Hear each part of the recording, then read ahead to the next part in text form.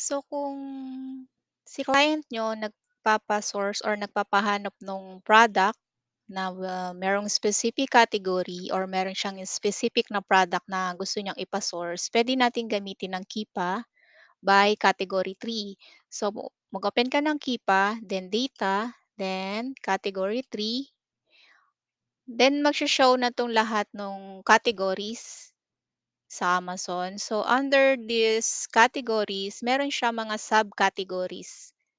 So, let's say maghahanap ka ng groceries and then under groceries, meron pa siya mga subcategories like, mga alcohol, beverages, and so on. So, halimbawa nagpapahanap sa inyo ng, product or nagpapa-source ng product si client niyo under, gusto niya mga spices. So, hanapin mo lang kung nasaan ba si spices. So, nasa pantry staples. So, click mo lang siya and then habang meron kang maki-click diyan, ibig sabihin meron pa siyang subcategories na makikita. So, halimbawa gusto niya is puro mga spices, so puwede mong hanapin, herbs and spices. So, 'yan. Then under niyan ng herbs and spices and seasonings, meron pa siya mga subcategories. So like, halimbawa ito, mixed spices and seasonings.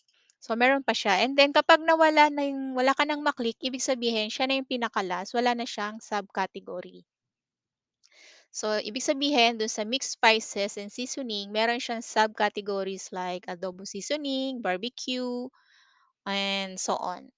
So, halimbawa, ang gusto niya is puro herb and spices. So, ang i-click mo, herb, spices, and seasoning. Itong parang magnifying glass na to or magnifying lens. Kiklik mo lang siya and then madadirect ka dito sa product finder. Pero ang laman nito is puro spices.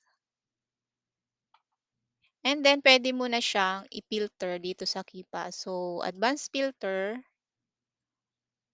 And then puwede kang maglagay ng sales rank kung ang criteria ni client mo is, maximum 150,000. So, puwede mo siyang lagyan maximum 150,000.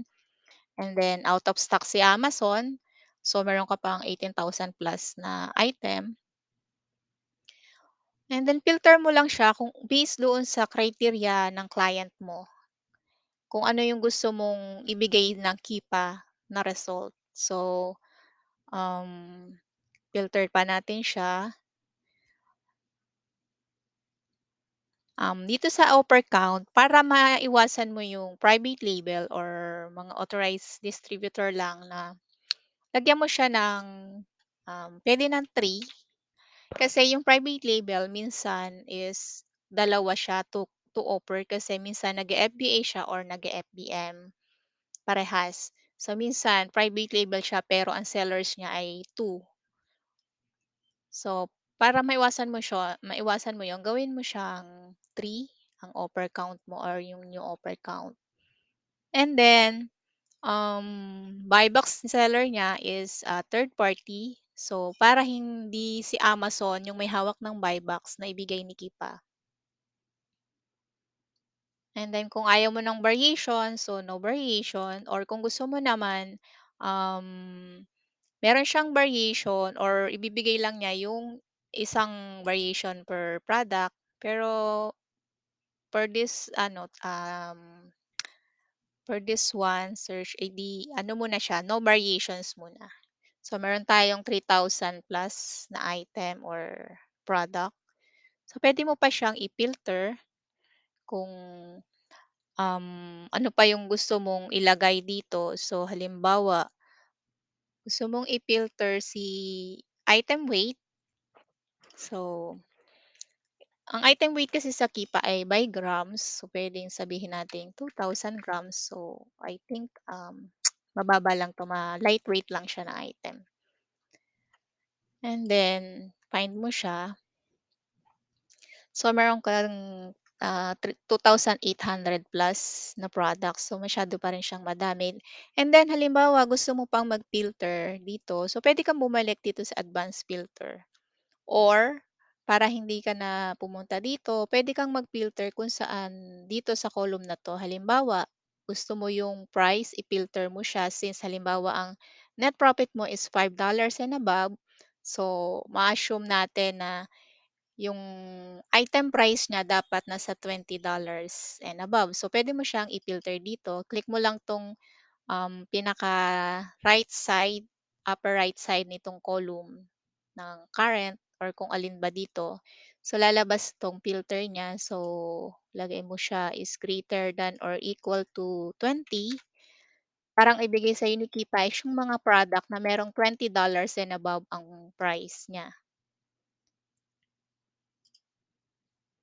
So, meron ka na lang ngayong 382 products na merong presyo na $20 and above. So, dito puwede mo na siyang, i-source isa-isa or kung meron ka pang gustong i-filter, puwede mo pa rin siyang i-filter dito. Like dito dito sa sales rank 'di ba naglagay tayo ng 150,000. So, makikita mo dito naka-filter siya 150,000 less than. So, 'yun siya. And then puwede mo na siyang i-export pero make sure na tama yung quantity mo dito versus dito sa number of rows. So kung ito is 382 products, so kailangan ito ay nasa 500 para ma-export mo lahat yung 300 plus na product. And then export mo siya, then all active columns para sumama na yung pinaka-URL ng product. So hindi lang si AC yung hahanapin mo. Kiklik mo na lang siya. So, eto na yung product mo. Isa-isahin mo na siya. Ayan. So, pwede mo siyang isa-isahin. Wait lang. Yan. So, ito yung URL niya. Amazon URL. Pwede mo siya ngayong, pwede mo siyang hanapin isa-isa. So, eto, pwede mo na siyang i-source or hanapin sa Google kung saan mo siya pwedeng mabili or ma-check mo ba siya kung profitable ba yung item. So, dito makikita mo maganda yung kita niya. And then stable stable siya kasi naglagay tayo ng filter so wala siyang Amazon. Kasi kung ano yung pinilter mo kay Kipa, yun yung ibibigay niyang result sa'yo.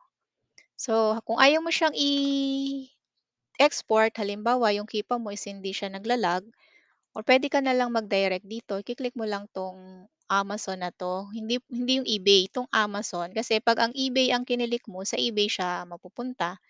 So, itong Amazon, mag-o-open siya isa-isa. Or kung gusto mo naman dito sa URL, puwede mo rin siya dito i-click sa URL, 'yan. So diyan, puwede mo na siyang i-source, hahanapin mo na 'yan sa saang retail store mo siya puwedeng mabili.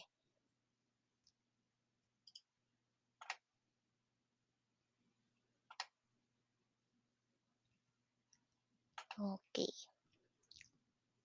So makita mo maganda yung kita niya, consistent siya na mayroong buy box and then maganda yung, trend niya. So 'yan, puwede mo na siyang hanapin, um, kay Google. So, kung saan mo siya puwedeng mabili na store.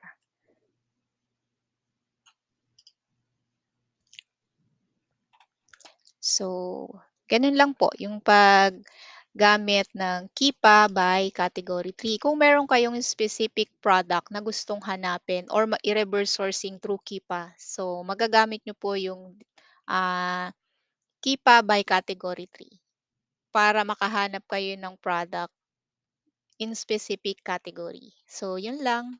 Thank you.